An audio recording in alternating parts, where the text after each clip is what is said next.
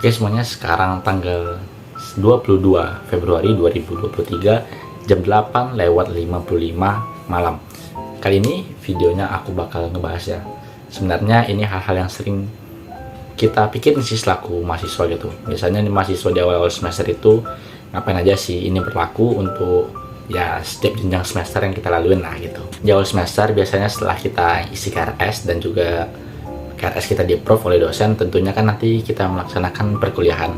Nah, biasanya di awal-awal ini menjadi momen yang krusial gitu ya bagi kita selaku mahasiswa.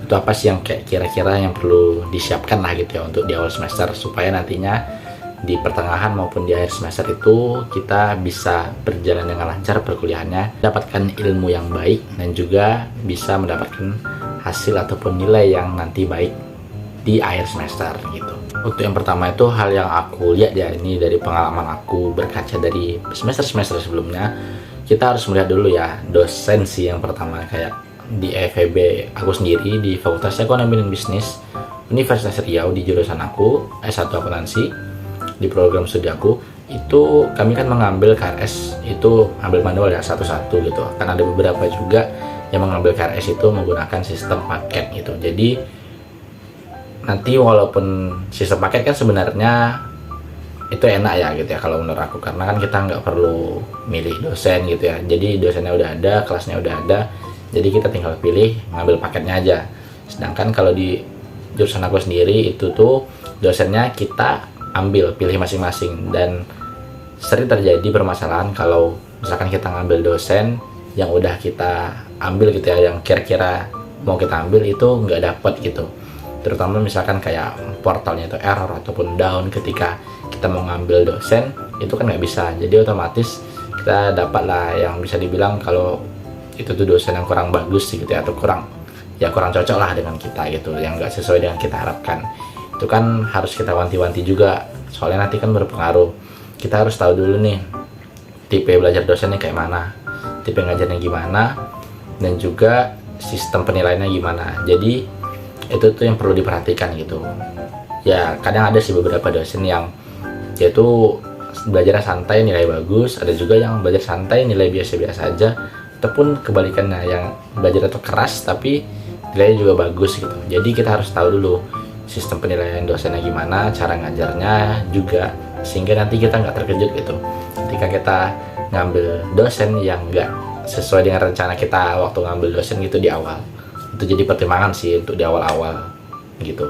Kemudian itu catatan itu sangat berpengaruh sih kalau menurut aku, karena setiap apa yang diomongkan oleh dosen, yang dijelaskan oleh dosen itu mungkin nggak ada di buku ya, mungkin bisa jadi nggak ada di buku, dan itulah gunanya pentingnya kita mencatat ketika dosen menjelaskan. Cuman kadang kita mencatat tuh ketika dosen menjelaskan terus kita nyatat gitu. Jadi apa poin yang disampaikan oleh dosen itu nggak dapat kita sepenuhnya kita ambil gitu. Jadi maunya kan kita dengerin dulu, udah dapat poinnya yang disampaikan dosen, kemudian kita catat. Dan itu harus apa ya, kalau menurut aku harus rutin sih, setiap mata kuliah kita catat, dan malamnya ataupun keesokan harinya kita review gitu. Jadi apa yang udah dijelaskan dosen ditambah dengan referensi yang udah kita punya kayak buku terus dari internet, itu bisa menunjang ilmu yang udah kita dapat dari dosen gitu.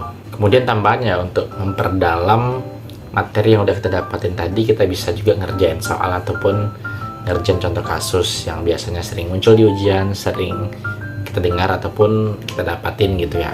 Dan itu rasa-rasanya tuh bisa masuk gitu ketika ujian, itu bisa dipelajarin gitu. Jadi nggak cuma sekedar materi aja, kita juga ngerjain latihan soal dan juga contoh kasus, sehingga menambah pemahaman kita tentang materi itu.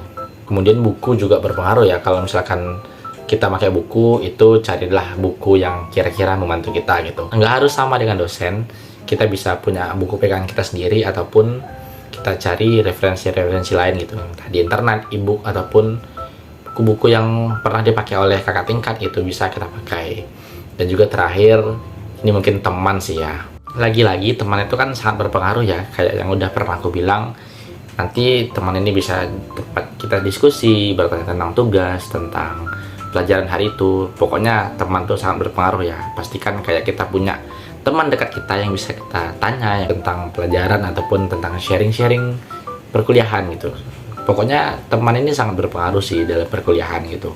Soalnya kan nggak semua nih kita kenal teman-teman di jurusan kita sih, yang kayak pernah aku bilang, tentunya kita kan harus ada lah gitu ya teman, nggak harus banyak, 1-2 orang itu nggak apa-apa, yang penting kita ada tempat sharing dan tempat bertanya gitu. Oke, mungkin segitu aja dulu ya, kira-kira itu sih yang menurut aku penting di awal-awal gitu ya. Sebenarnya nggak di awal juga, dan selalu penting sih sebenarnya ketika kita melaksanakan perkuliahan. Semoga nantinya kita bisa konsisten gitu ya dengan apa yang udah kita rencanakan di awal, sesuai dengan planning yang udah kita siapkan. Oke, sekian dulu dari aku, sampai jumpa di video selanjutnya. Dadah.